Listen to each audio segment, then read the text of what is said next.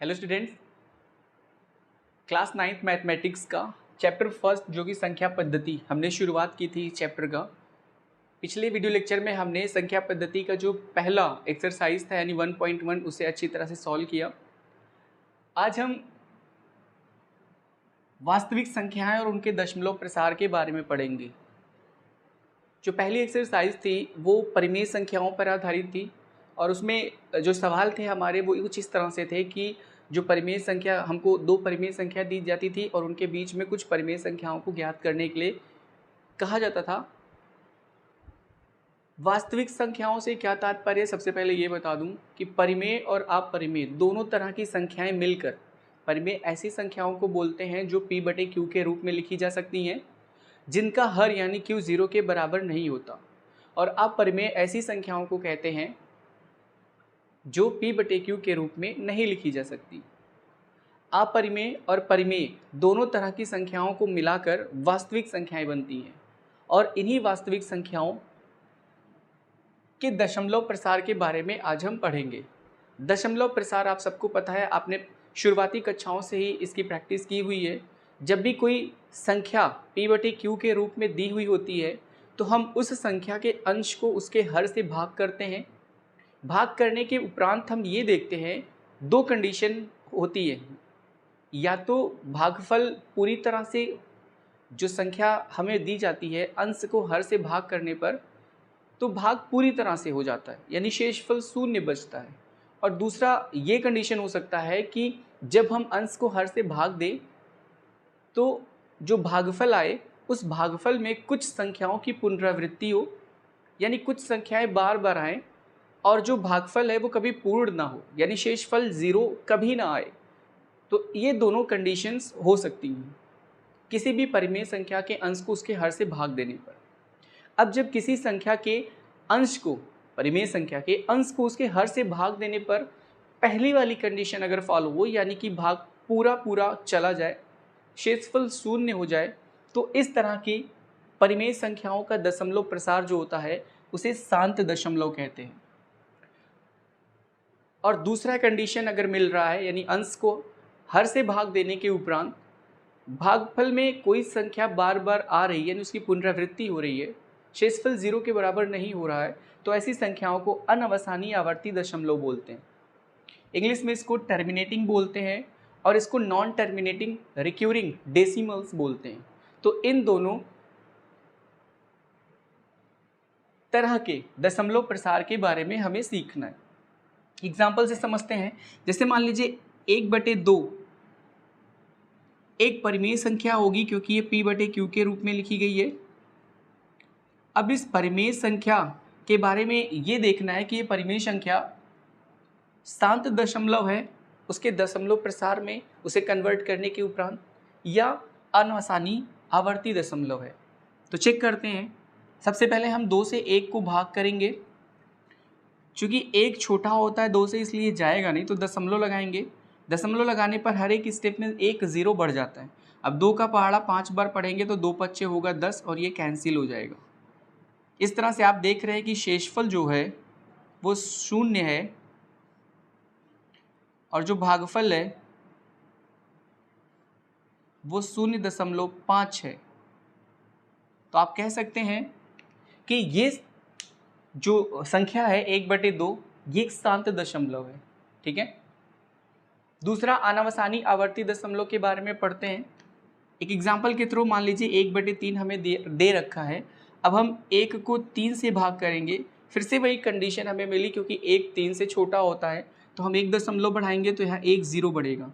3 का पहाड़ा पढ़ेंगे अगर हम तो 3 3 का 9 होगा, 1 बचेगा, फिर 1 0 बढ़ जाएगा क्योंकि दशमलव लगने के उपरांत भाग की जो संक्रिया होती है उसके हर एक टर्म यानी हर एक जो पद है जो हमें नेक्स्ट टर्म मिलेगा उसमें 1 0 स्वतः बढ़ जाएगा। फिर 3 का पहाड़ा 3 बार पढ़ेंगे तो 9 1 10, फिर 10 हो जाएगा। फिर 3 3 का 9 पढ़ेंगे आप, घटेगा तो 1, फिर 10 हो जाएगा। तो इस तरह से आप देख रहे हैं कि ये प्रक्रिया सतत चलने वाली है। और 3 एक ऐसी संख्या है जो बार बार रिपीट हो रही है, तो हम इसके ऊपर एक बार लगा देंगे। इस बार का मतलब ये होता है कि ये जिन संख्याओं के ऊपर लगती है उतनी संख्याएं भागफल में बार बार रिपीट होती हैं, उनकी पुनरावृत्ति होती है। ठीक है, तो इस तरह से शांत और अनावसानी आवर्ती दशमलव के बारे में हमने पढ़ा। यानी जब भी हम किसी परिमेय संख्या के दशमलव प्रसार की बात करते हैं तो दशमलव प्रसार जो हम करते हैं उसमें दो कंडीशन होता है, या तो भाग पूरा हो जाता है शेषफल शून्य बचता है, या फिर भाग पूरा नहीं होता और शेषफल शून्य नहीं मिलता, और भागफल में कोई एक खंड या फिर कोई एक संख्या बार बार रिपीट होती है, यानी उसकी पुनरावृत्ति होती है। ठीक है, तो इस तरह से शांत दशमलव और अनवसानी आवर्ती दशमलव, इंग्लिश में इसको बोलते हैं टर्मिनेटिंग और इसको बोलते हैं नॉन टर्मिनेटिंग रिक्यूरिंग। वास्तविक संख्याओं और उनके दशमलव प्रसार के बारे में हमने ये दो चीज़ें सीख ली। ठीक है, अब हम इस चैप्टर को थोड़ा और प्रसारित करेंगे। ठीक, प्रश्नावली के प्रश्नों को हल करने से पहले हम दो मुख्य बिंदुओं के बारे में फोकस करते हैं। सबसे पहला है कि ऐसी संख्याएं जिनका दशमलव प्रसार शांत अथवा अनवसानी आवर्ती दशमलव हो उसे परिमेय संख्या कहते हैं। यानी कोई भी ऐसी संख्या जिसका दशमलव प्रसार करने पर, दशमलव प्रसार कैसे किया जाता है इसके पहले भी मैंने एग्जाम्पल से आपको बताया, तो कोई भी ऐसी संख्या जिसका दशमलव प्रसार करने पर वो या तो शांत हो, शांत का मतलब उसके अंश को उसके हर से भाग करने पर वो पूरी तरह से क्या हो, डिवाइड हो जाए, यानी शेषफल शून्य हो जाए। दूसरा ये अनवसानी आवर्ती अगर है, इसका मतलब ये है कि किसी संख्या या फिर संख्या के खंड का बार बार क्या हो रही है, पुनरावृत्ति हो रही है, यानी भागफल बार बार पूरा मतलब तरीके से कंप्लीट नहीं हो पा रहा। ठीक है, यानी शेषफल जीरो नहीं हो रहा है, तो ऐसी संख्याओं को हम परिमेय संख्या कहेंगे। ठीक है, या फिर इसका उल्टा भी हम कह सकते हैं कि जितनी भी परिमेय संख्याएं होती हैं उनका जो दशमलव प्रसार होता है या तो शांत होता है या तो अनवसानी आवर्ती दशमलव प्रसार होता है। ठीक है, दूसरी चीज़ ये है कि ऐसी संख्याएं जिनका दशमलव प्रसार अनवसानी के साथ साथ यहाँ अनावर्ती लिखा है। अनावर्ती का मतलब दो चीज़ें होती हैं, एक तो आप देखेंगे अनवसानी जो आवर्ती है उसमें आप देखेंगे कि जो भागफल होगा उस भागफल में कोई एक संख्या या फिर संख्या का कोई एक खंड, एक भाग बार बार रिपीट होगा, यानी बार बार उसकी पुनरावृत्ति होगी। लेकिन अनवसानी अनावर्ती का मतलब ये होता है कि जब आप भाग देंगे तो भागफल में कोई भी संख्या या संख्या का खंड ऐसा नहीं मिलेगा जिसकी पुनरावृत्ति हो रही हो। संख्याएं तो आती रहेंगी, भागफल पूर्ण नहीं होगा, शेषफल शून्य नहीं आएगा, लेकिन जो भागफल है उस भागफल में आपको कोई तरीका नहीं दिखेगा, यानी कोई ऐसी संख्या नहीं दिखेगी जो बार बार आ रही हो। ठीक है, तो एक पैटर्न नहीं दिखेगा, सीधा सा ये समझिए। जैसे मान लीजिए एक एग्जांपल के फॉर्म में हमने लिखा √2 की वैल्यू 1.41421353623950488018687242 और इससे आगे भी बहुत सारी संख्याएं होती हैं। अब आप इसमें देखिए कोई भी संख्याएं तो आ रही हैं बार बार, भागफल पूर्ण नहीं हो रहा है, लेकिन कोई ऐसी संख्या आपको नहीं दिख रही होगी जो एक पैटर्न में बार बार रिपीट हो रही हो, और ना ही कोई एक संख्या का खंड जो बार बार रिपीट हो रहा हो। इसके पहले जब आपने 1/3 को दशमलव में प्रसारित किया था तो आपने देखा था 0.33333 इस तरह से आपको मिल रहा था, यानी एक संख्या 3 ऐसी थी जिसकी पुनरावृत्ति हो रही है, बार बार आपको वही मिल रहा था, एक पैटर्न यहाँ मिल रहा था।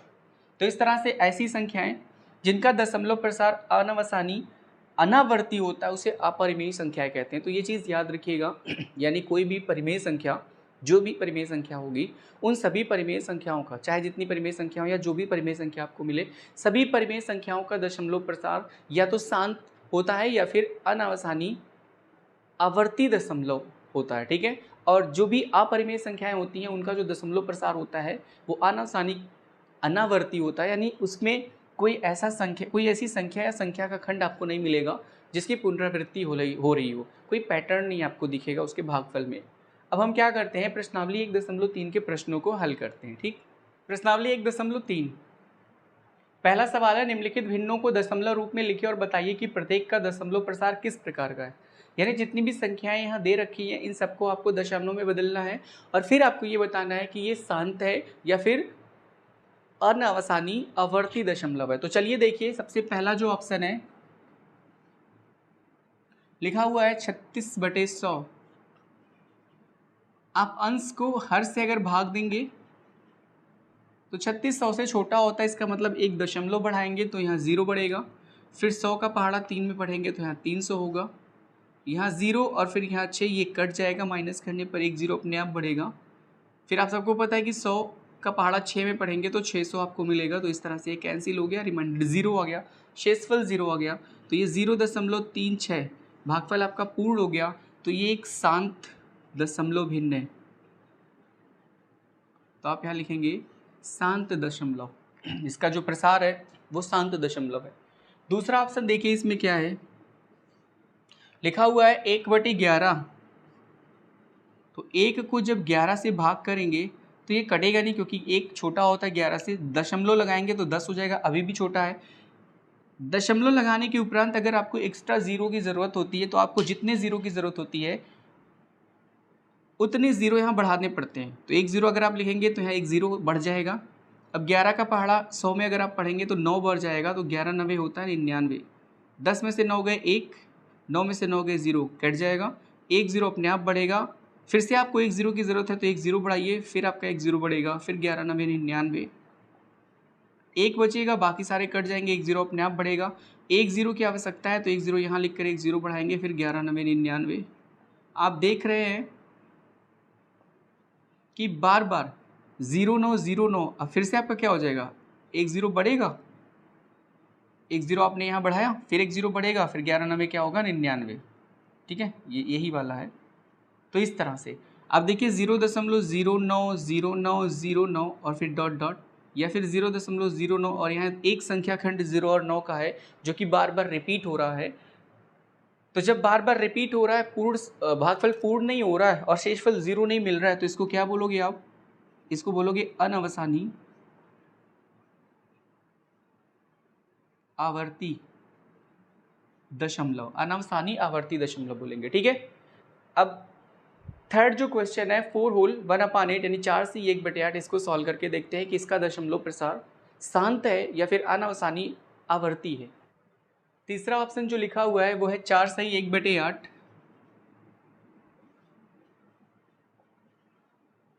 तो सबसे पहले इस मिश्र भिन्न को साधारण भिन्न में कन्वर्ट करते हैं। आप सबको पता है कि मिश्र भिन्न को साधारण भिन्न में कन्वर्ट करने के लिए यहाँ जो संख्या लिखी हुई होती है उसे हर से गुणा करते हैं, तो 4 8 होगा 32। ऊपर जो संख्या लिखी हुई होती है उसे जोड़ देते हैं, तो 32 और 1 33। फिर पूरे के बटे उसी हर को लिखते हैं जो पहले से दिया है, तो 33/8। अब 33 को हम क्या करेंगे, 8 से भाग देंगे, 8 चौक 32 होता है, 1 बचेगा, दशमलव लगाएंगे तो 0 हो जाएगा, फिर 8 एकम 8, 2 बचेगा, दशमलव लग चुका है तो 1 0 अपने आप बढ़ेगा, तो 8 दूनी हो गया 16, 4 बचेगा, फिर 8 पंजे होता है 40। इस तरह से शेषफल 0 आ गया, आंसर 4.125 आ गया, भागफल पूर्ण हो गया। तो फिर ये हो गया आपका क्या, शांत दशमलव, यानी इसका प्रसार जो है वो शांत है। क्वेश्चन नंबर 4 देखिए, यहीं पर 3/13 लिखा हुआ है, तो 3 को 13 से देंगे भाग, 3 छोटा है 13 से तो दशमलव बढ़ाकर 1 0 बढ़ाएंगे, 13 दूनी होता है 26, 10 में से 6 गए 4, 1 0 स्वतः बढ़ता है, फिर 13 तियाँ होता है 39, 1, फिर 1 0 बढ़ जाएगा, नहीं जाएगा तो 1 0 बढ़ा के आप 1 0 और बढ़ाएंगे, 13 सतह होता है 91, 10 में से 1 गए होगा 9, और यहाँ 9 में से 9 गए 0, फिर 1 0 अपने आप बढ़ेगा 90, तो 13 सतह 91, तो 6 बार ले जाएंगे, तो 13 छक 78,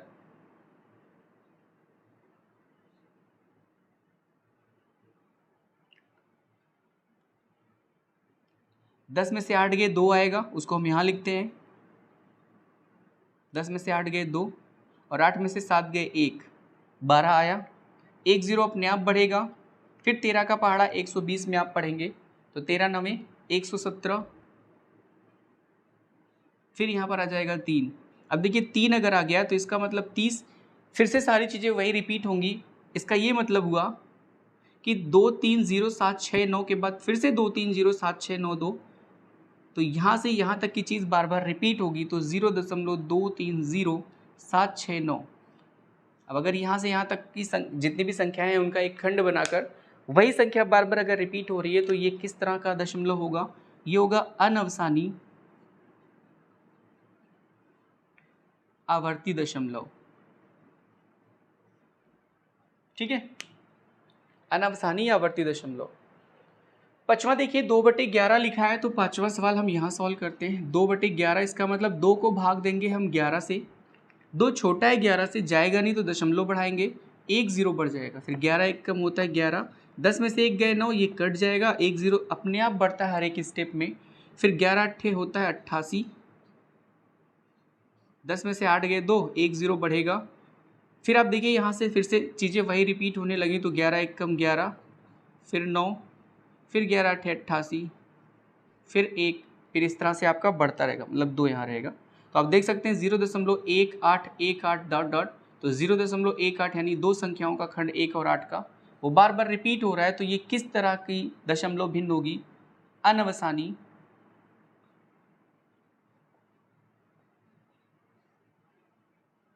आवर्ती दशमलव। ठीक है, तो इस तरह से हमने क्वेश्चन फर्स्ट का 5 ऑप्शन सॉल्व किया, एक बचा, इसे भी सॉल्व करते। ठीक, छठा सवाल देखिए 329/400 है,